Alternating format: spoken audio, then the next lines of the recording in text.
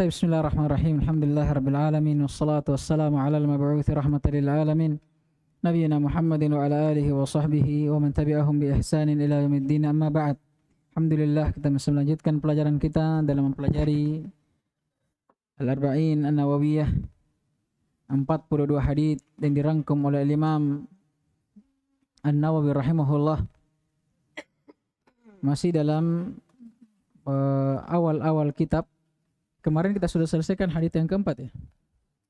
Sudah atau belum? Sudah. Selesai semuanya.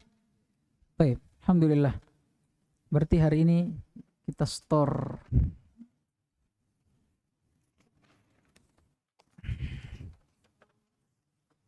banyak sekali.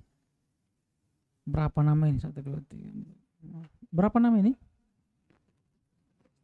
Nanti di kertas lanjutannya dikasih ini dikasih nomor. Ini yang dicatat namanya di sini. Seperti pertama kita bilang, tidak boleh beralasan tidak siap. Harus siap.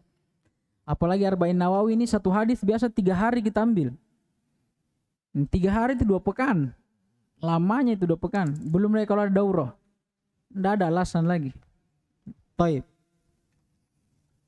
Ada yang masuk di sini, masuk juga di Umdatul Ahkam. Baik, labas. Yang baru-baru dulu. Fikri Haikal. Baik.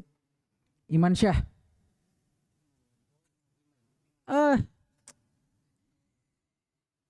Firsyad.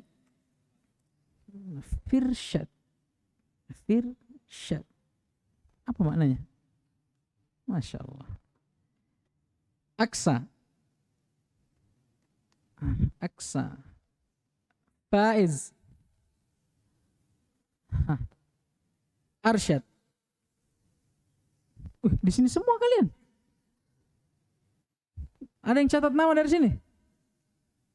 Oh, banyak Ji. Alhamdulillah. Baik.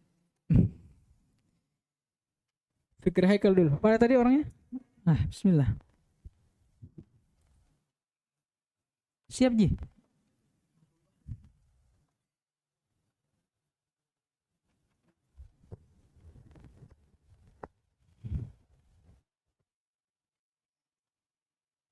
Bismillah.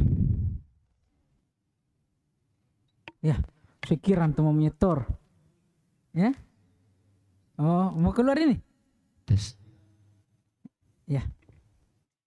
Bismillahirrahmanirrahim. Qala musannif rahimahullah. An Abdillah ibn An Abi Abdurrahman ibn Mas'ud radhiyallahu anhu qala. Abdillah ibn Mas'udin. An Abi Abdillah ibn Mas'ud. La. An Abi Abdurrahman Abdillah ibn Mas'udin. An Abi Abdurrahman Abdillah ibn Mas'ud radhiyallahu anhu qala. Haddatsana Rasulullah sallallahu alaihi wasallam wa huwa as-sadiqul masduq. Inna ahadakum yajma'u khalquhu fi batni ummihi 40 yawman nutfatan. ثم يكون علقة مثل ذلك ثم يكون مضغة مثل ذلك ثم يرسل إليه الملك فينفخ فيه الروح ب4 كلمات ويؤمر ب4 كلمات بكتب رزقه وعجلي وعملي وشقي أو سعيد فوالله الذي لا إله غيره إن أحدكم ليعمل بعمل أهل الجنة حتى ما يكون بينه وبينها إلا ذراع فيسبق عليه الكتاب فيعمل بعمل أهل النار فيدخلها وإن أحدكم لا يعمل بعمل أهل النار حتى ما يكون بينه وبينها إلا ذراع فيسبق عليه الكتاب فيعمل بعمل أهل الجنة فيدخلها. رواه البخاري ومسلم. Yang kedua tadi siapa? Firsyad.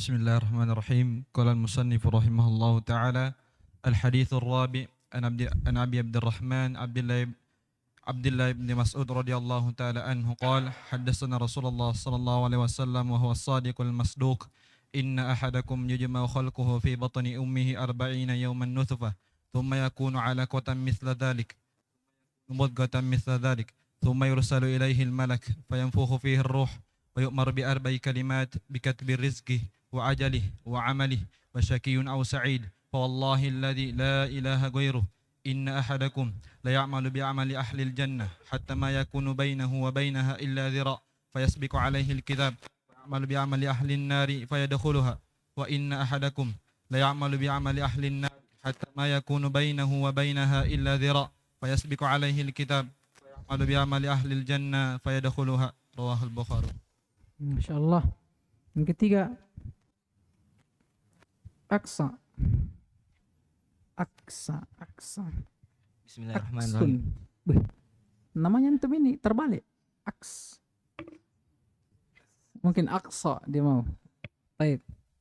Qala Imam Nawawi rahimahullah taala hadits rabi' an Abi Abdurrahman Abdullah bin Mas'ud radhiyallahu taala anhu haddatsana Rasulullah SAW wa huwa shadiqul masduq inna ahadakum la yajma'u fi batni ummi 40 yawman nutfan. Sebenarnya la yujma'u. Iya kan? La yujma'u khalquhu. Yujma'u kan? La yujma'u khalquhu fi batni ummi. Lanjut. Inna ahadakum yujma'u fi khalqi batni ummi 40 yawman. Yujma'u fi batni. Yujma'u khalquhu fi batni. Inna ahadakum yujma'u khalquhu fi batni ummi 40 yawman nutfan.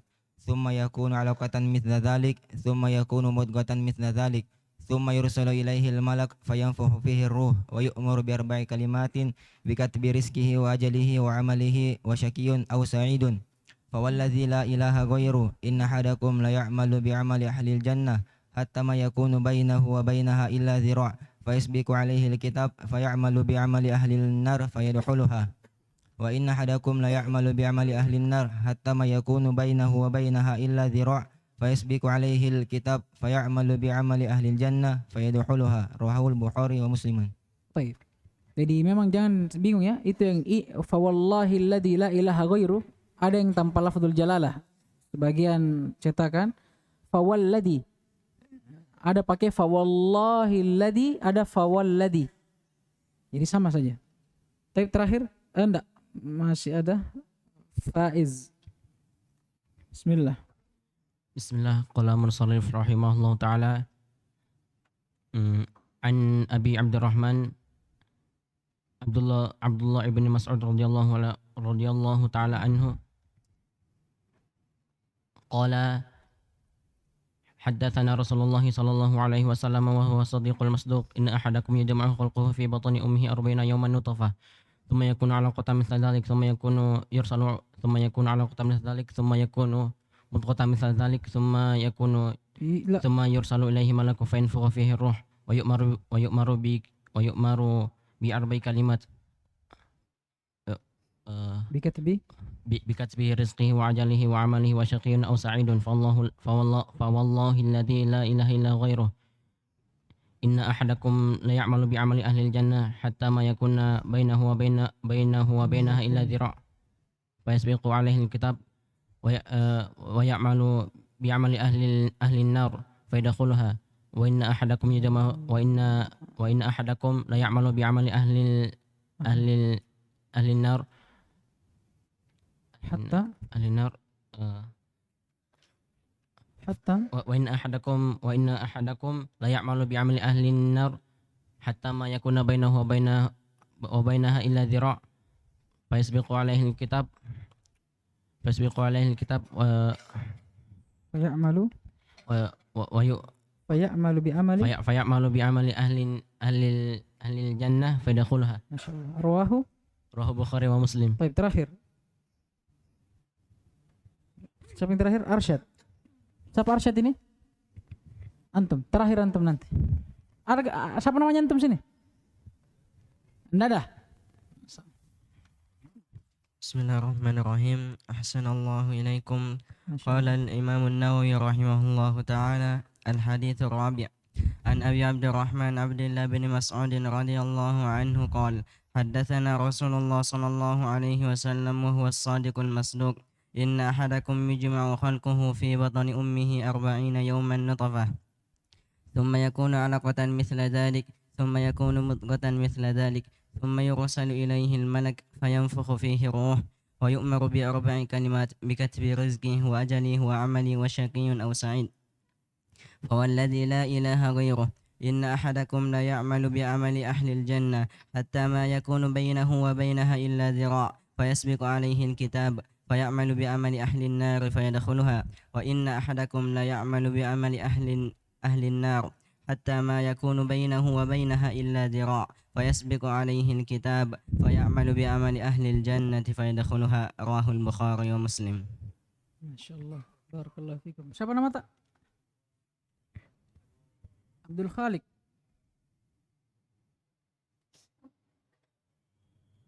Antum tidak tulis? Kita tambahkan. Abdul Khalik. Taib. Fadal Abdul Khalik.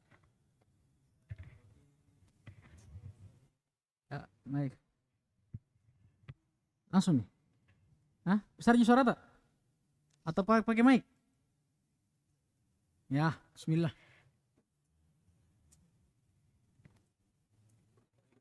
Mic. Hah. Ayo, sedikit lagi. Bismillahirrahmanirrahim. Qala musannif Abu Zakaria Yahya bin Sharaf An-Nawawi rahimahullah ta'ala. Qala an Abi Abdurrahman Abdullah bin Mas'ud radhiyallahu ta'ala anhu annahu qala haddatsana Rasulullah sallallahu alaihi wasallam wa huwa as-sadiqu al-masduq inna ahadakum yujma'u khalquhu fi batni ummihi 40 yawman nutfatan thumma yakunu 'alaqatan mithla dhalik thumma yakunu mudghatan mithla dhalik thumma yursalu ilayhi al-malak fayanfukhu fihi ar-ruh wa yu'maru bi arba'i kalimat bi katbi rizqi wa ajali wa 'amali وساقي أو سعيد وساقي أو سعيد فوالله الذي لا إله غيره إن أحدكم لا يعمل بأعمال أهل الجنة حتى ما يكون بينه وبينها إلا ذراع فيسبق عليه الكتاب فيعمل بأعمال أهل النار فيدخلها وإن أحدكم لا يعمل بأعمال أهل النار حتى ما يكون بينه وبينها إلا ذراع فيسبق عليه الكتاب فيعمل بعمل أهل الجنة فيدخلها رواه البخاري ومسلم. Masyaallah. Baik. Kemarin kita sudah beranjak dari hadits yang keempat dan kesimpulan dari hadits yang keempat. Allah ingin menjelaskan bagaimana permulaan penciptaan manusia mulai dari nutfah, dari setetes air mani menjadi alaqah, segumpal darah, kemudian menjadi mudghah, jadi segumpal daging. Yang dari setiap proses ini Allah jadikan selama 40 hari lamanya. Kemudian setelah itu 3 kali 40 hari 120 hari genap 4 bulan lamanya Allah mengutuskan malaikat kepada seorang hamba, kepada janin ini, kemudian meniupkan ruh kepadanya dan menetapkan 4 perkara yang telah Allah tetapkan di Lauhul Mahfudnya. Di antaranya adalah rezekinya, kemudian ajalnya, kemudian amalannya, dan juga nasibnya di dunia dan di akhirat. Apakah dia akan termasuk dari penghuni sorga atau penghuni neraka, wal'iyadzubillah. Dari apa yang Allah tulis ini tidak akan pernah ada yang meleset, tidak akan pernah ada yang terjadi di luar dari apa yang Allah tetapkan. Mulai dari rezeki, tidak akan ada rezeki seseorang yang tertukar. Dan tidak akan ada seseorang yang meninggal sampai terpenuhi rezekinya. Oleh karenanya kata Nabi SAW, lan tamuta nafsun hatta tastawfiya rizquha. Tidak akan pernah mati suatu jiwa. Tidak akan pernah Allah Subhanahu wa taala merenggut suatu jiwa sampai sempurna rezekinya. Oleh karenanya kata Imam Ibnu Qayyim rahimahullahu taala, ar-rizqu wal ajalu syai'ani maqbudan. Idza kana al-ajalu baqiya kana ar-rizqu atiya. Kata Imam Ibnu Qayyim rahimahullah, ar-rizqu wal ajalu syai'ani maqbudan. Rezeki dan ajal, dua hal yang saling berpasangan dan saling mengharuskan. Kapan ada rezeki, ada ajal. Belum datang ajal, tapi kapan sudah datang ajal, sudah habis rezeki. Makanya kata beliau pada lanjutan ucapan beliau, idza kana al-ajalu baqiya, Kalau ajal kita masih tersisa, nafas kita masih berlanjut, umur kita belum habis, kana rizku atia, maka rezeki pasti akan tetap datang kepada kita. Ya. Kemudian di antara yang Allah tetapkan adalah ajal. Tidak akan pernah mundur, tidak akan pernah maju. Allah Subhanahu wa taala berfirman, "Likulli ummatin ajal, la idza jaa ajaluhum la yastakhiruna sa'atan wa la yastaqdimun." Setiap umat, setiap manusia itu punya ajal, punya batas tenggang waktu yang Allah berikan. Maka apabila telah datang ajal mereka, malaikat maut telah menjemputnya, siap atau tidak, la yastakhiruna sa'atan wa la yastaqdimun. Tidak akan mampu mereka untuk mengakhirkannya. Tunggu dulu kasihan, sedikit lagi. Tidak mampu. Walau sa'atan, walaupun sesaat, wala yastaqdimun, dia juga tidak bisa mengedepankan itu. Ya, itu ajal. Dan ajal akan menjemput kita dimanapun kita berada. Ya, baik. Kemudian diantaranya adalah amalan seorang hamba. Baik buruknya amalan seorang hamba, tatkala itu telah terjadi, wajib kita ketahui bahwa Allah sudah mengetahuinya. Paham ya? Allah sudah mengetahuinya. Begitu pula nasib kita surga dan neraka, Allah sudah tahu, Allah sudah catatkan. Makanya Allah sebutkan di akhir hadits pembahasan yang lebih merinci poin ini. Kata Allah, ada yang beramal dengan amalan ahli sorga, sampai seakan-akan tidak ada yang membatasi antara dia dengan sorga, kecuali hanya kematiannya. Ya, dhira diumpamakan dengan sejengkal, maksud kata para ulama, maksudnya jarak yang sangat tipis. Tapi akhirnya apa? Takdir Allah mendahulinya.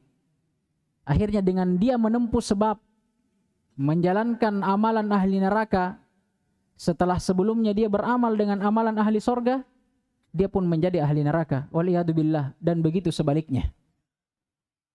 Tapi perlu dipahami. Ini pembahasan sengaja kita bawa karena berhubungan dengan ini. Hadits yang diinginkan bahwa sebagian orang beramal dengan amalan ahli sorga, maksudnya yang nampak di tengah manusia. Tapi bersamaan dengan itu ada kemunafikan yang disembunyikan di dalam hatinya. Mungkin dia beramal karena riya, karena ingin dilihat. Beramal karena sum'ah, ingin didengar. Beramal karena ingin dipuji.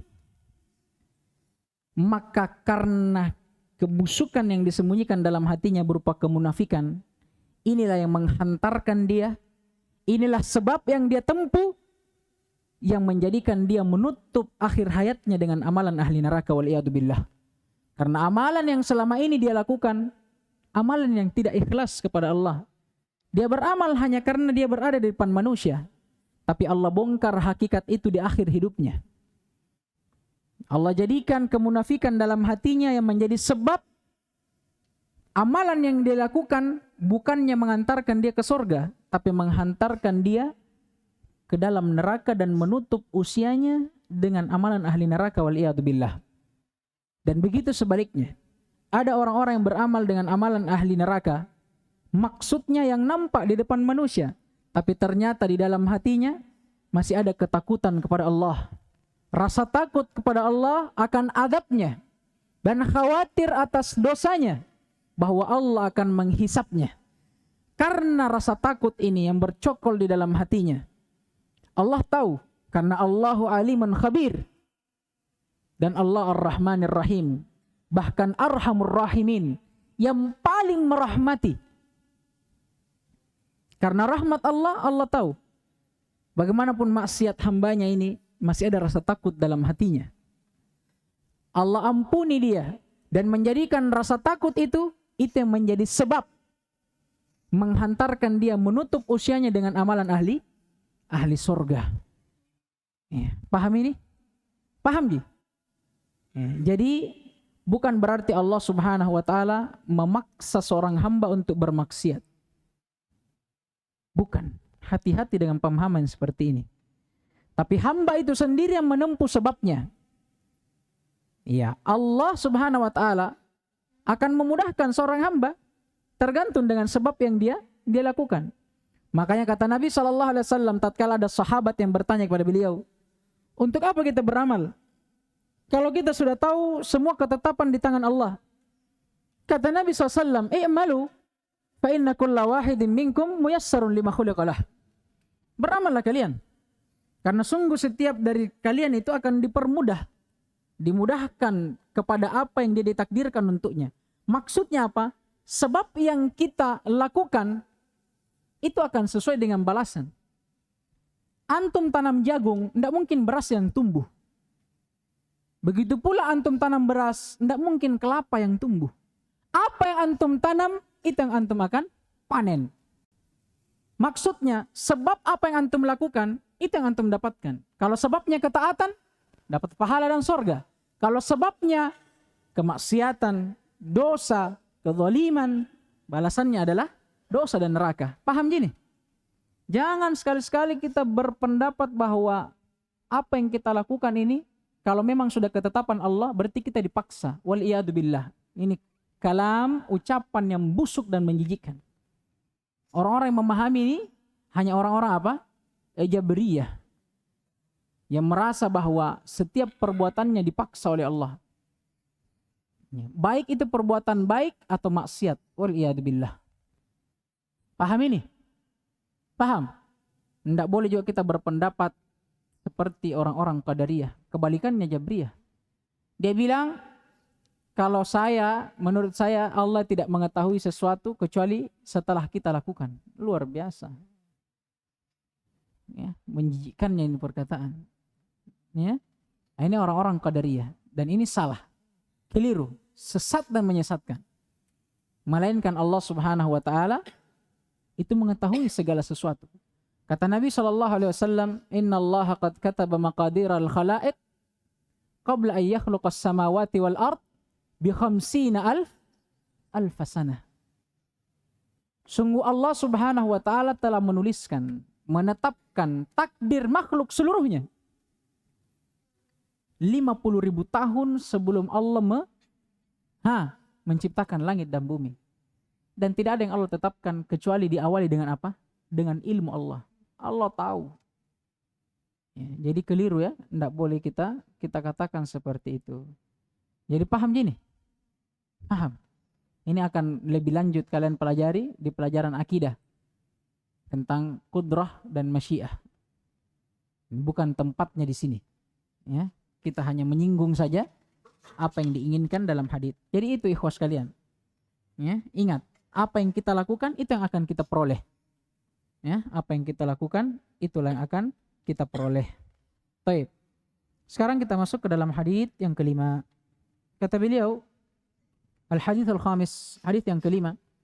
An Aisyah radhiyallahu taala anha qalat.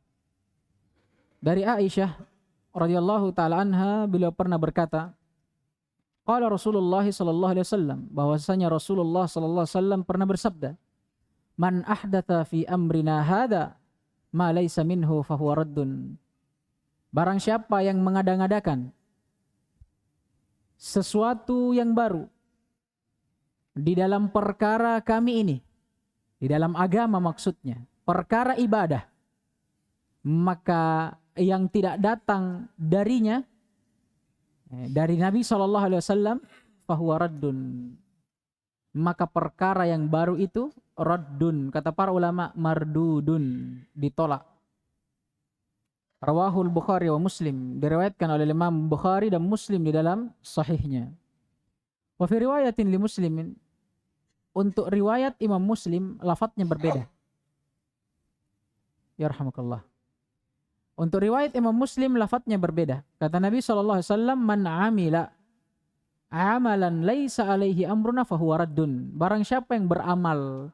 Kalau tadi yang pertama yang mengadakan. Dia yang mengadakan sesuatu yang baru. Kalau ini dia amalkan. Ini mencakup lebih umum sebenarnya. Yang mengadakan dan mengamalkan. Paham gini? Baik. Kalau yang pertama itu ancaman hanya untuk orang-orang yang mengadakan. Kalau ini lebih umum. mencakup orang yang mengadakannya dan orang yang datang setelahnya yang mengikuti amalannya. Paham ini? Man amila amalan laisa alaihi amruna fahuwa raddun. Siapa yang mengamalkan suatu amalan yang tidak ada perintah kami atasnya atau amalan yang tidak kami perintahkan, fahuwa raddun, maka amalannya raddun, sama mardudun, ditolak. Kata para ulama, ini hadits adalah hadits yang agung dan termasuk di dalamnya kaidah besar di dalam agama ini. Ya, kaidah besar di dalam agama ini. Karena dia menjelaskan tentang syarat atau rukun dari suatu ibadah yang tidak akan diterima ibadah kecuali dengannya. Ada dua. Yang pertama dijelaskan dengan hadits yang pertama, hadits Umar bin Khattab radhiyallahu taala anhu. Nabi SAW bersabda, innamal a'mal binniyat. Menunjukkan bahwa syarat dari amalan ibadah seseorang yang tidak bisa diterima ibadah tersebut, amalan tersebut kecuali dengannya, yang pertama adalah apa? Niat. Yang kedua ini. Syarat yang kedua diterimanya amalan atau ibadah, selain harus ada niat ikhlas kepada Allah di dalamnya, yang kedua harus ada apa? Ittiba. Ya, mengikuti perintah Nabi SAW. Kenapa? Disebutkan dalam hadits. Karena amalan yang tidak ada perintahnya dari Nabi, ibadah yang tidak ada perintahnya dari Nabi, maka ibadah itu tertolak. Pemahaman kebalikannya, ibadah itu bisa diterima kalau ada perintahnya atau contohnya dari Nabi Shallallahu Alaihi Wasallam. Jangan kipepe, bicara lagi. Ada mulut tak? Ya, baik. Ini hadits yang agung, menunjukkan akan dua rukun ibadah yang ibadah tidak akan diterima kecuali dengannya. Apa itu? Ikhlas dan ittiba. Niat ikhlas hanya kepada Allah dan mengikuti Nabi SAW. Karena di sini ada kaidah di antara para ulama. Kata para ulama, al-aslu fil ibadat al-mana'. Asal dari ibadah itu seluruhnya adalah terlarang sampai ada dalil yang membolehkannya atau memerintahkannya. Ingat itu. Itu asal. Makanya kalau ada ahlu bid'ah, kita komentari tentang bid'ahnya. Kemudian dia komentari kita balik. Adakah dalil larangannya? Keliru pertanyaannya. Karena ibadah tadi asalnya apa? Terlarang. Sampai ada dalil yang menunjukkannya. Itu kaidah. Paham ini? Baik. Jadi kapan ada ibadah tidak ada perintahnya, boleh atau tidak? Tidak boleh dan tidak diterima. Ini dalilnya salah satunya terhadap kaidah itu. Paham gini? Nah, diambil dari sini juga itu dalilnya. Ya. Baik. Kemudian kita syarah haditsnya. Itu tadi inti dari hadits. Ya, inti dari hadits menjelaskan bahwa di antara rukun atau syarat diterimanya suatu amalan, dia harus ittiba. Ada perintah dari Nabi Sallallahu Alaihi Wasallam. Baik. Kita syarah lafadznya. Di sebagian riwayat ada menyebutkan Ummul Mukminin ya. An Ummil Mukminina Aisyah radhiyallahu taala anha. Kita bahas Ummul Mukminin. Kenapa dikatakan Aisyah sebagai Ummul Mukminin? Ibunya orang-orang yang beriman. Pertama, kita harus pahami bahwa julukan Ummul Mukminin ini digunakan untuk setiap istri Nabi, bukan hanya Aisyah radhiyallahu taala anha. Yang kedua alasannya, kenapa dikatakan Ummul Mukminin? Dari sisi mana? Ya, jadi dikatakannya Ummul Mukminin dari sisi pertama kedudukan beliau. Kedudukan beliau yang menjadi istri Nabi Sallallahu Alaihi Wasallam. Yang dimana Nabi Sallallahu Alaihi Wasallam adalah pemimpin para umat atau para orang-orang beriman setelahnya. Maka dikatakan istri beliau adalah Ummul Mukminin, ibunya orang-orang yang beriman, karena dia istri Nabi Sallallahu Alaihi Wasallam. Kemudian juga kenapa dikatakan Ummul Mukminin dari sisi hukum nikahnya, ya, bahwa beliau tidak bisa lagi dinikahi oleh orang lain selain Nabi. Makanya dia punya hukum ibu. Nah, tapi bukan berarti dikatakan Ummul Mukminin, ibunya orang-orang beriman, dia mengambil semua hukum ibu. Ya, contohnya kalau ibu kepada anaknya, boleh enggak dia perlihatkan wajahnya? Hah? Ibu kepada anaknya, boleh enggak? Susahnya kalian bicara. Subhanallah. Boleh. Iya kan? Nah, tapi Ummul Mukminin, para istri Nabi enggak. Karena diriwayatkan bahkan para sahabat dulu mengambil hadis dari Aisyah itu melalui hijab, menunjukkan bahwa Ummul Mukminin yang diinginkan bukan semua hukum ummahat, tidak, tapi pada sebagian hukum saja. Paham ini? Jadi katakan Ummul Mukminin yang pertama dari sisi kedudukannya karena beliau adalah istri Nabi, dan yang kedua dari hukum nikahnya, tidak boleh dinikahi oleh selain Nabi Shallallahu Alaihi Wasallam dari kalangan orang-orang beriman. Adapun dari hukum yang lainnya, maka tidak. Seperti tadi aurat tidak masuk di dalamnya. Taib, kenapa dikunyahi oleh Ummu Abdillah? Ini juga pertanyaan. Karena yang diriwayatkan dalam riwayat yang sahih, Aisyah tidak pernah melahirkan seorang anak. Ada riwayat yang mengatakan Aisyah pernah melahirkan seorang anak, tapi keguguran. Tapi ini pun riwayat yang lemah. Riwayat yang lemah. Siapa di antara istri Nabi yang punya anak? Hah? Siti Khadijah. Siapa nama anaknya? Hah? Berapa anaknya? Hah? Siapa yang tahu angkat tangan? Hah? 7. Siapa itu?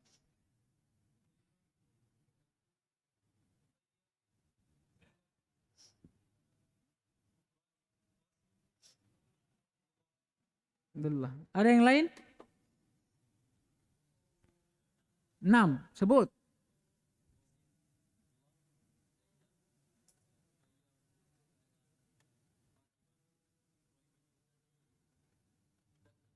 Masya Allah. Ahsan. Ahsan. Masya Allah. Kasih ingat saya besok kasih antum hadiah. Siapa namanya antum? Hah? Siapa? Nanang. Masya Allah. Barakallahu fikum. Taib. Tapi kalau Aisyah tidak pernah diriwayatkan beliau pernah melahirkan anak dari Nabi SAW. Ada riwayat yang mengatakan dia sempat melahirkan tapi keguguran, tapi ini riwayat yang dhaif. Tapi sekarang kenapa beliau dikunyahkan dengan Abdullah? Ya, kata para ulama, ini perintah dari Nabi langsung. Dan juga karena merupakan kebiasaan di zaman Nabi SAW, orang itu berkunyah. Ini kebiasaan di zaman Nabi, makanya Nabi SAW juga memerintahkan istrinya untuk berkunyah. Ya, lagi pula juga kenapa harus Abdullah? Karena Abdullah ini sebagaimana sabda Nabi SAW, ahabbul asma'i ilallah Abdullah wa Abdurrahman. Baik. Ya, ini pendapat yang lebih dekatnya, wallahu ta'ala alam. Kemudian kata beliau, man ahdatha fi amrina. Man syartiyah. Tufidul umum. Memberikan makna umum. Maksudnya siapapun yang mengada-ngada di dalam syariat ini. Siapapun mereka. Ya, yang mengada-ngada di dalam syariat, yang tidak datang perintahnya dari Nabi, maka amalannya ditolak. Ahdatha maknanya adhara wa ikhtara'a, menampakkan, membuat hal yang baru. Nah, ini maknanya ahdatha. Fi amrina hadha, yang diinginkan kata para ulama, fi amrina ay fi dinina. Fi dinina, di dalam agama ini, berupa ibadah dan yang semisal dengannya. Makanya keliru orang-orang yang mengatakan, kalau begitu ya mau pengen pakai mic azan karena mic bidah, ada di zaman Nabi. Bukan itu. Ya. Pakai onta mic pengen sekarang, jangan pakai mobil. Bukan itu. Ya. Yang diinginkan perkara yang diada-adakan ini dalam agama berupa ibadah. Sekarang maulid. Orang mengadakan maulid karena apa? Mengharapkan pahala. Pasti. Itu. Ada orang pergi maulid tidak mengharapkan pahala. Ada dia yang mau ambil telur saja. Tapi maksudnya diadakannya nih maulid asalnya untuk apa?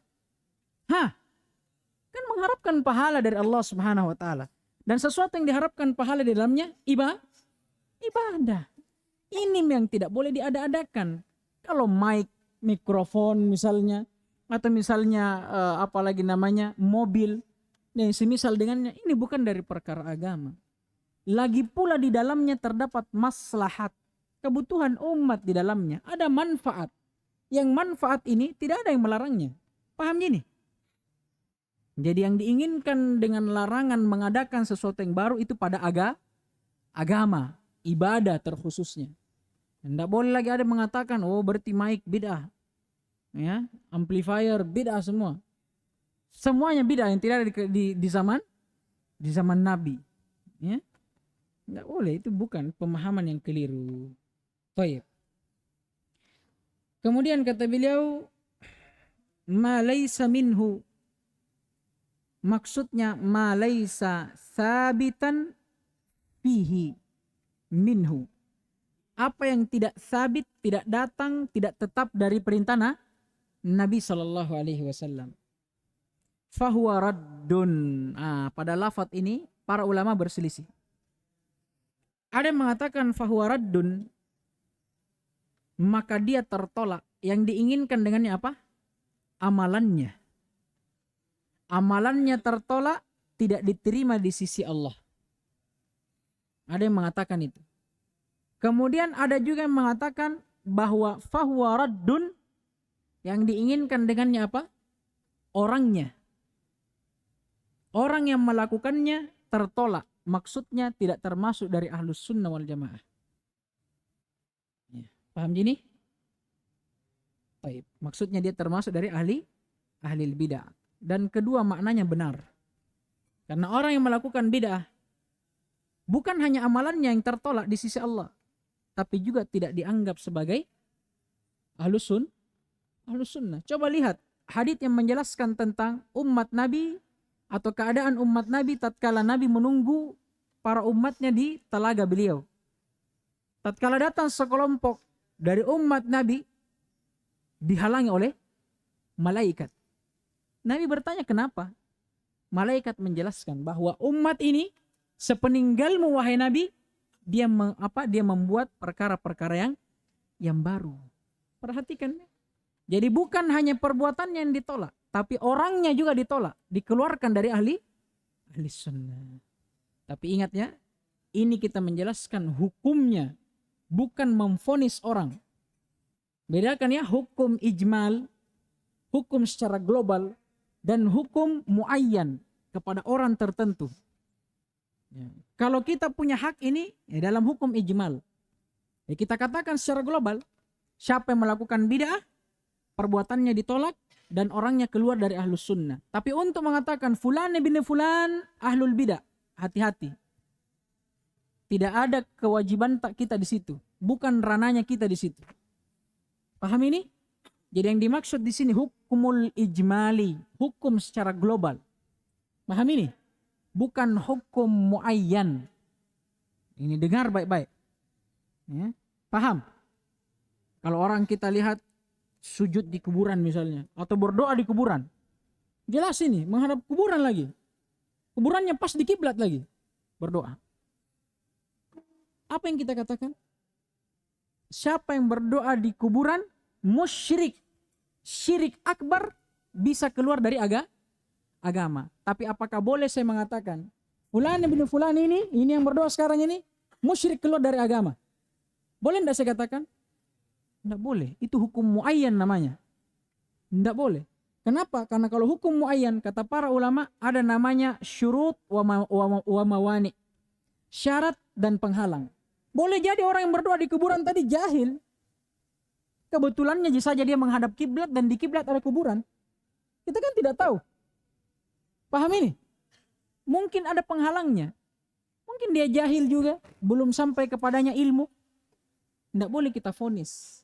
Tapi kalau kita vonis itu apa? Hukum ijmali, hukum secara globalnya. Paham ini? Paham enggak? Taib. Alhamdulillah. Bicara. Jangan. Ini hadits yang pertama.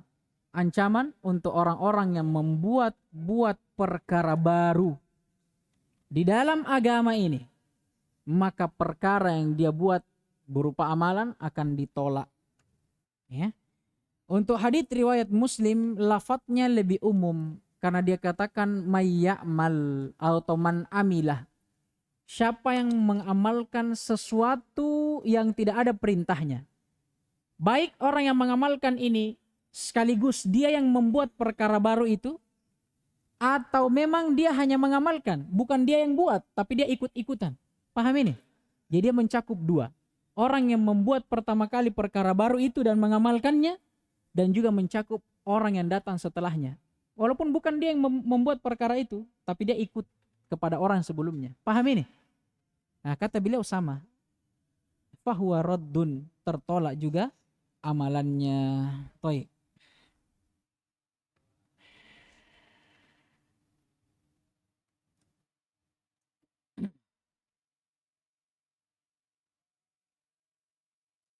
Kita cukupkan ya sampai di sini. Ada beberapa pembahasan sebagai penyempurna sebenarnya, tapi panjang. Kalau kita sempurnakan habis waktu, lewat waktunya. Kita cukupkan sampai sini ya. Naktafi bihadzal qadar. Subhanakallahumma bihamdik asyhadu an la ilaha illa anta astaghfiruka wa atubu ilaik. Alhamdulillahirabbil alamin.